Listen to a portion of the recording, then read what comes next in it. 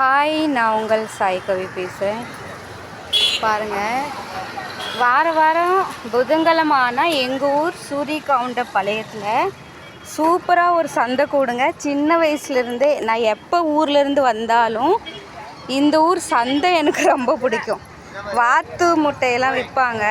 அதுக்கப்புறம் பார்த்திங்கன்னா கடலைப்பொரி, பழம், போண்டா எல்லாம் அழகாக இங்கே வந்து விற்றுட்ருப்பாங்க. யார் இங்கே வந்தீங்கனாலும் இந்த ஊர் சந்தைக்கு கண்டிப்பாக வாங்க.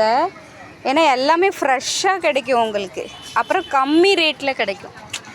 இதுதான் இங்கே பிடிச்ச விஷயமே.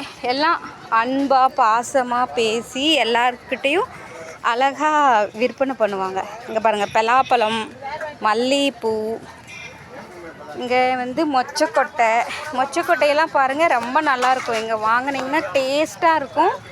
யார் வந்தாலும் இந்த சந்தையில் வந்து காய்கறிலாம் 10 ரூபா கூறு.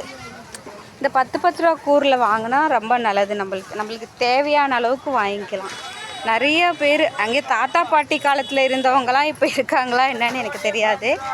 ஆனால் இங்கே இருக்காங்க நிறையா பேர். அந்த காலத்துலேருந்து இருக்கிறவங்க பரம்பரையாக அவங்கவுங்க சொந்தக்காரங்க எல்லாமே கடை வச்சிட்ருக்காங்க. எல்லாருமே இங்கே வந்து சந்தைக்கு புதன்கிழமை ஆனால் இந்த சந்தைக்கு வாங்க. எல்லா பொருளும் கிடைக்கும். போண்டா, பஜ்ஜி, நம்ம குழந்தைங்களுக்கு தேவையானது, தீனி, வீட்டுக்கு தேவையான காய்கறிகள் எல்லாம் வாங்கிக்கலாம். ரொம்ப நல்லாயிருக்கும், டேஸ்ட்டாக இருக்கும், ஃப்ரெஷ்ஷாக போடுவாங்க. சரி, பிடிச்சிருந்தா லைக் பண்ணி, ஷேர் பண்ணி, சப்ஸ்கிரைப் பண்ணுங்கள்.